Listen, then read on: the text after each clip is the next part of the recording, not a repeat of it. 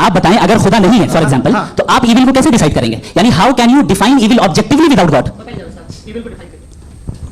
देखिए, दुनिया में दो तरह के जानवर हैं, एक जो अकेले रहते हैं जंगल में और एक जो ग्रुप्स में रहते हैं। ग्रुप में जो भी रहेगा, चाहे वो आपका फाउंडेशन हो, चाहे कोई क्लब हो, चाहे कोई पॉलिटिकल पार्टी हो, चाहे कोई यूनिट हो, उसमें आपको इंटरेक्ट करने के रूल बनाने पड़ेंगे। यानी लोग तय करेंगे। अगर लोगों ने ये तय किया कि किसी का रेप करना सही, आप जस्टिफाई करेंगे? आपका फाउंडेशन तो ये हो गया ना कि लोग ही विल डिसाइड करेंगे। नहीं, अरे दुनिया में ऐसे ग्रुप्स हैं जो रेप को जायज मानते हैं सर्टेन हालात में। मैं डिटेल में नहीं जानूंगा, आप भी जानते हैं।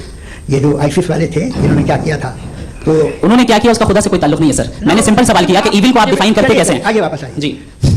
आप साथ में तभी रह सकते हैं जब कुछ आप ऐसे उसूल डेवलप करें जिसमें हर एक का बेसिक तहफ़्फ़ुज़, हर एक का बेसिक राइट हो और हर एक को पूरी आराम मिले। यही तरीका है किसी भी ऑर्गेनाइजेशन जिसमें एक से ज़्यादा लोग हैं और वो ऐसे चलती है ज़िंदगी। उसमें अगर आप गड़बड़ करेंगे तो तबाही होगी, नुकसान होगा, बर्बादियाँ आएंगी। और अगर उसमें आप घर ले लीजिए ना, एक हस्बैंड है, एक वाइफ है, बच्चे हैं, वालदा भी हैं, दो बहनें भी हैं, एक भाई भी है। अब इसमें कोई निज़ाम आपको चाहिए साथ में रहने का, और एक दूसरे पर भरोसा रहे, एक दूसरे के बग़ीख्वाह हों, एक दूसरे की मदद करें, ऐसी जिंदगी। सर आपकी बात आ गई, आप ये कह रहे हैं कि लोग डिसाइड करेंगे क्या सही है क्या गलत है, यही मेजॉरिटी डिसाइड करेगी क्या सही है क्या गलत है? अरे भाई बिल्कुल। मेजॉरिटी अगर ये कहे कि नाजी जर्मनी के साथ जिस तरह मेजॉरिटी थी कि जेनोसाइड करना सही, आप जस्टिफाई करेंगे? उस वक्त आपका ये सवाल सिर्फ उसके बाद क्लोज। हाँ, उस वक्त प्लेनेट पे जो लोग थे, उनमें कितने लोग हिटलर को सही समझते? अच्छा, प्लेनेट की मेजॉरिटी तय करेगी, सोसाइटी की नहीं। प्लेनेट की मेजॉरिटी गॉड के एग्जिस्टेंस को सही मानती है, आप क्यों नहीं मानते? नहीं, आप तो मेजॉरिटी की बात कर रहे हैं। आप ये कह रहे हैं इविल और गुड को डिसाइड मेजॉरिटी करेगी, मेजॉरिटी जो कर देना सही हो जाएगा।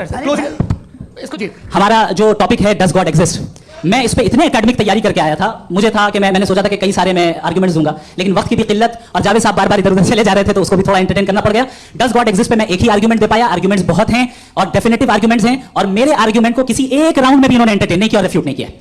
एक राउंड में भी नहीं, एक राउंड में भी नहीं। और ना ही अभी आपका क्लोजिंग आर्गुमेंट है, बता देना। Argument of contingency sir. अरे मैं आपसे कई बार कह चुका हूं, कंटिजेंसी का मतलब अब मैं कैसे समझाऊं आपको और कितने आसानी से समझाऊं मैं, मुझे तो नहीं समझ में आ रहा है। आप अपनी आर्गुमेंट ऑफ कंटिजेंसी उर्दू में बोल सकते हैं। आप अपनी बात पूरी कर लें जी, आखिरी 4 मिनट। दूसरी चीज, just a minute please ma'am, can I talk? दूसरी चीज ये है कि आपने एक तो इसका जवाब नहीं दिया, दूसरा आपने गॉड के ना होने पर कोई डेफिनेटिव आर्गुमेंट नहीं दिया, सिर्फ मजहब पे बात कर रहे हैं आप। मजहब तो आज हमारा टॉपिक ही नहीं था। आज तो हमारा टॉपिक आप मजहब से ले लेकर आईएस तक चले गए। भाई हमारा क्या ताल्लुक है उससे? We condemn them. और उसका गॉड से क्या ताल्लुक है? अगर कोई गलत काम कर रहा है, किसी ने किसी को कत्ल किया, किसी ने किसी का रेप किया, उसको सजा मिलनी चाहिए। और आपके पास कोई भी rational strong foundation of morality नहीं है। आपने कहा कि मेजॉरिटी तय करेगी सोसाइटी की, वो सही होगा। मैंने कहा हिटलर को फिर आप सही कहेंगे? नहीं, प्लैनेट की सोसाइटी की मेजॉरिटी तय करेगी। तो प्लैनेट की मेजॉरिटी गॉड के एग्जिस्टेंस को मानती है, आप कहना ये रिलीजियस है। तो यानी आपके पास कोई स्ट्रांग फाउंडेशन नहीं है ऑब्जेक्टिव मोरालिटी का। ऑब्जेक्टिव मोरालिटी का अगर कोई फाउंडेशन है तो वो सिर्फ गॉड है। गॉड